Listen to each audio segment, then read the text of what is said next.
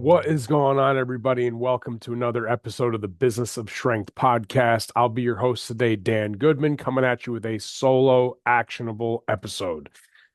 Please bear with me. My throat is a little scratchy.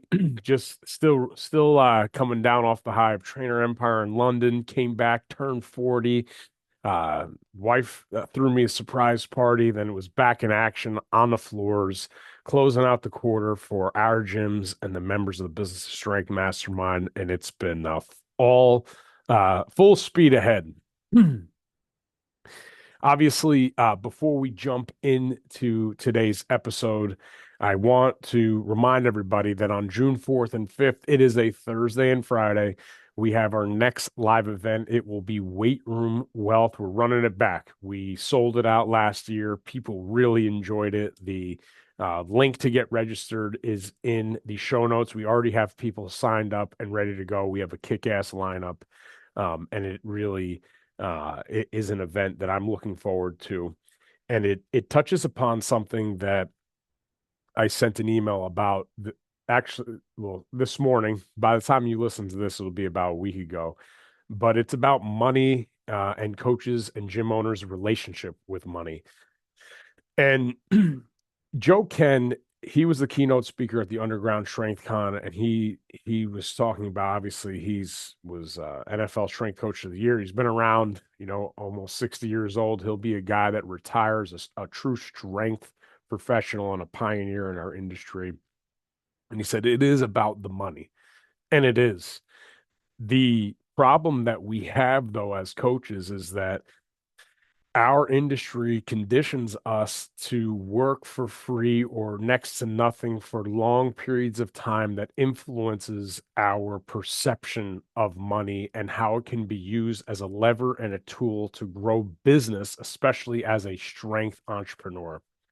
And I'm here to dispel some of those things and help provide awareness to where maybe you are getting jammed up. So if that sounds good to you, make sure to lock in next 10 to 15 minutes, grab a notebook and let's lock in. So we talk about pricing and pricing strategy so much with gyms. Like one of the first things that we do when we sign a gym to the Business Strength Mastermind is go over their price sheet and their sales process. And almost inevitably, there's always something fucked up with it. Always. Too many prices, trying to conform to all the norms of all the local gyms, haven't changed a rate in 3 years. The list goes on and on. And there's, if you believe in your product and service, you can almost bet you're underselling something and you could get more from less by simply adjusting the rate. And not trying to like bleed, customers dry or anything like that, but just charging what you're worth. And I look at our industry across the board, and as previously mentioned, you intern for free. You work as a GA for next to no dollars. You are an assistant strength coach needing roommates because you can't pay rent in some obscure city.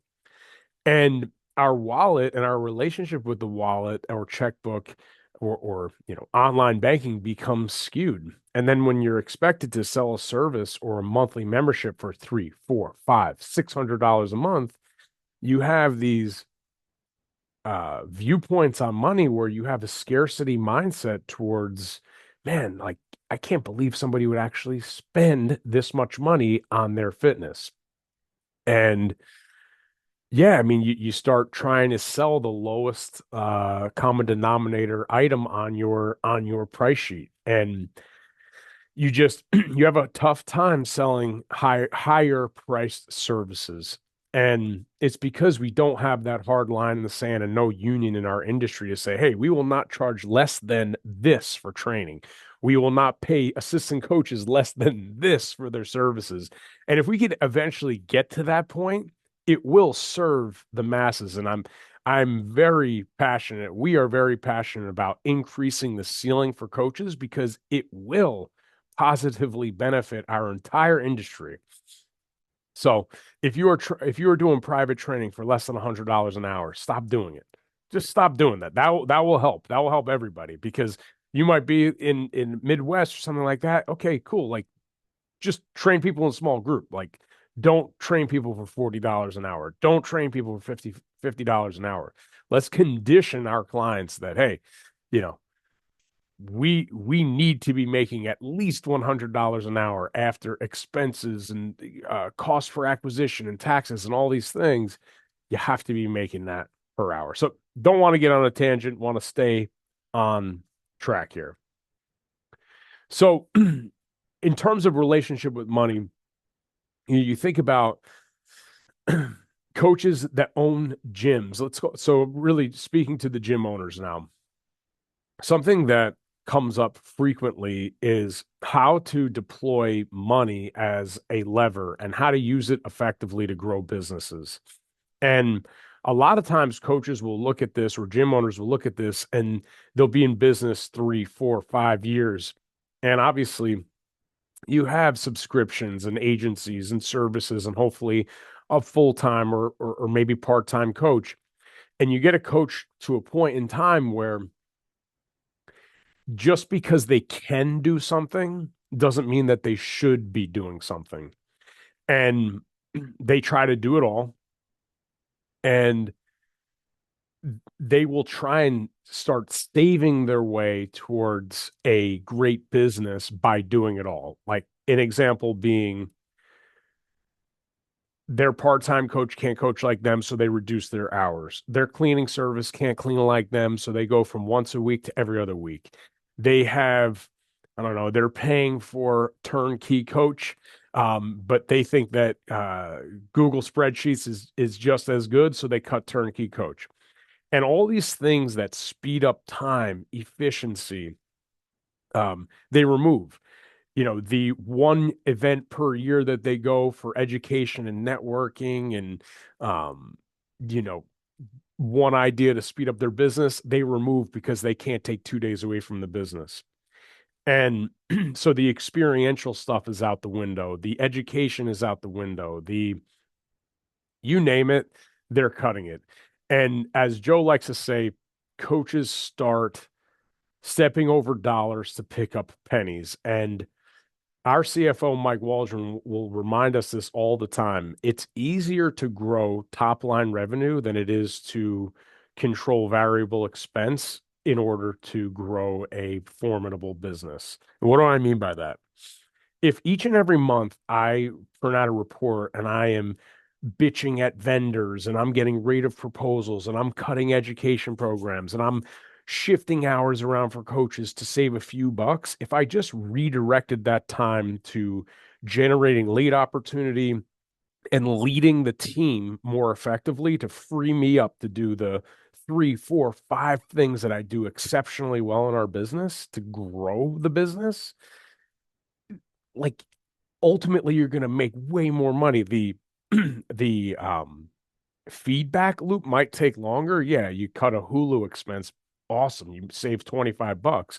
It might take you a week to secure 10 leads that turn into two customers, but two customers in our business is paying $700 to $900 a month. Lifetime client value in your business, let's say it's 6, 7, 8 months. You're talking about thousands of dollars on the same time spent. Should you be looking at expenses? Sure. Once a quarter, max, max. You should be focused on generating leads for your business and leading the people in your business. And leading the people in your business, it might not just be like your payroll. It could be the agencies. It could be cleaning service. It could be the joint ventures in your community. It could be a business coach, leading your business coach to knowing like, hey, what do you need help with? This is what I need help with. Let's develop a plan for my upcoming 6-week transformation or my upcoming internship program. If you don't know what you need help with, it's very hard for that said person to help you with that said thing. The next thing with money as a tool or money as a lever, it's always interesting to me with investments, right? The number one thing that will pay you more than anything else as a strength entrepreneur is your gym getting to a point that is paying you 20, 25, 30, 35. We've seen 40% margins in these gyms. The market, sure, could be 6%, 8%, 10%, but funneling money back into the business does not always mean, ooh, I need new fancy racks. No, I need from Sornex or Elite FTS or new dumbbells or bands or freaking $20,000 treadmills. No, no, no.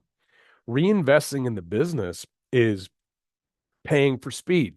It's paying for speed with marketing agencies. It could be paying for speed with financial services and bookkeeping instead of hitting your head against the wall trying to get your, it's tax season, getting your taxes together. Pay for a good accountant that handles that stuff for you. Paying for a good accountant could save you way more in the long run. Okay. It could be you have a great part-time coach that is looking for full-time work, but you don't want to do that because people want to still only coach with you, right? Or only train with you. That is bullshit, right? You could delegate to a coach for $30 an hour, $35 an hour that does an exceptional job, or their full-time focus is on servicing clients. And if you have somebody that's doing exceptional in 10 hours, what makes you think that they wouldn't be even better with 20? And what would it cost you for another 10 hours a week? $300, $350 to free you up for another 10 hours of effectively generating leads for your business, creating joint ventures in your community, leading the staff that you have and the agencies that you have, getting clarity of what comes next, putting a freaking marketing calendar together, things that you've been avoiding, getting ahead on some of your email marketing or social media marketing. I think that's one of the biggest things that if you have a stud on your roster, you want to buy as much time from them as possible, ultimately to make them full time, right? We are huge believers in full-time service at Varsity House Gym, and I think it's really a unique factor that's really separated us as a service provider and creating real career trajectory, which is another conversation, but we have invested in career trajectory, and it has now paid massive dividends where we have people on a roster that are here 17 years, 15 years, 10 years, 5 years. And that trajectory has paid massive dividends, way more so than the stock market or an Airbnb ever could. Another way to deploy money. If you have this one drives me nuts. If you are paying for, let's say, digital ads, or you have a really effective referral strategy where you're paying your clients to be, almost affiliate-based marketers. If you are paying for meta ads, or you have a local newspaper that's paid real dividends, whatever it is, like insert above and it's working and it's yielding customers. And you're like, oh, yeah, okay, it yielded customers for 2 months. Now I'm going to back out that $1,000 a month. Why? Right? Why? You have to understand your lifetime client value. Let's say, for instance, let's use easy numbers. Let's say you charge $300 a month. And on average, people come, if they come through the door, on average, they stay for 6 months. So each acquired customer on average is coming in and paying you $1,800. That's for one customer. If you're paying, say, 1,000, 1,500, even $2,000 a month on that said thing, and it's yielding two customers, well, you're doubling up your investment. So why would you stop? Why would you stop? It is short-sighted in my opinion, if you are yielding two customers on, let's just use easy math. Okay. You're spending, you're getting two customers at 1,800, that's 3,600, and it's costing you, say, 2,000. So we're getting a $1,600 positive return. Well, what would happen if we spent 3,000, right? Like, why not reinvest that surplus money into speeding up the lead acquisition process and getting more customers now, right? Because we know if we can grow our client base, we're going to get more referrals from them. We're going to get um, potentially more reactivations in the future. I want that client total now, right? You're not going to go from spending 2,000 to 3,000 all of a sudden see an influx of 50 customers. But if you're getting two or three, it might be three or four or five or six. Why not? Right. So reinvest into that. Another easy way. If education, I look at like live events, and I mean, we've always gone to live events, always. In the beginning, it was 100% training focused, probably for too long. And then we branched out and it was business focused and financial focused. And now we're doing it all. There's a healthy blend of it all. But I look at live events, and let's say you go to a weekend event and you go to, let's just say, a Perform Better event, and you get like one thing. Could be a software upgrade, it could be a way to warm up your clients, it could be a connection. Could you just be like, the weekend was fun and you show back up to work and like people want to hear about it and you're riding high and you're pumped up, and that halo effect lasts a week, and you teach something to your team or your team went, and that halo effect 1 or 2 weeks, and it's positive, and things change, like one or two things on the training floor evolve and change. Let's say you do that twice a year. Well, now that halo effect has lasted for 30 days in your business, right? Or 28 days in your business. Well, what about if you did it once a quarter, right? And now that halo effect is 40 days or 50 days or 60 days. The point is regardless of stage of business, everybody once in a while needs a shot in the arm, something new, something to get them to think, a little bit of energy, not to like throw you off course and totally change the way that you're doing things. And obviously, I'm sitting here on this podcast, and thank you for listening, but hopefully you're getting one item, right? If you've been to one of our events, how did it make you feel after it was over? Obviously, I'm selling events. June 4th and 5th is Weight Room Wealth. Like, you're going to hear from a wide variety of people, but you get one thing and you institute that. Okay, cool. Until next time, right? And if you can get out of your space, out of the freaking bottle of your business one or two or three times a year, you do that for 5 years, and each event makes you 1 or 2% better. Well, hey, look, that's the same way training works. And like, you, if you're listening to this, are in the business of training others. You're paying, those people are paying for expertise and for you to take them from point A to point B with their goals. Well, shit, what's the difference between us and them? Right? We're the same thing. We're hosting events to help coaches become great gym owners, great business owners. And our goal is to help take you from coach to business owner. And I think we do a damn good job doing that. You know, to put a bow on today's episode is money is a tool, money is a lever. And I understand in the early days of businesses, you got to do it all. You got to be hustling, but you still should be compartmentalizing. Marketing still needs to happen. The finances still need to happen. The cleaning still needs to happen. The trainer development still needs to happen. Can it be done on certain days? Of course, but it still has to happen. If you want to open that garage and just train, 30 sessions a week and not grow, that's fine. But remember, growth and control work inversely of one another. If eventually you think you're listening to this and you're in your 20s, like, yeah, dude, like that sounds great, cool. But in 10 years, is that going to sound great? You have to give yourself permission to evolve in the business. Look, I've lived through every stage of this business from startup to where we're at today. And, you know, understanding what comes next and what was going to be required of me. I wish I knew much earlier. I also wish I knew how money worked much earlier and how reinvesting it in certain aspects could speed up the process much earlier. And, you know, you live and learn, and now being here, I think it's what has made us effective coaches, because hey, look, we're still growing gyms and operating gyms and helping others do it along the way.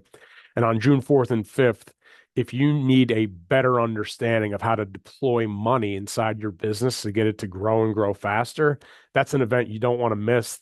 The link to register is in the show notes here.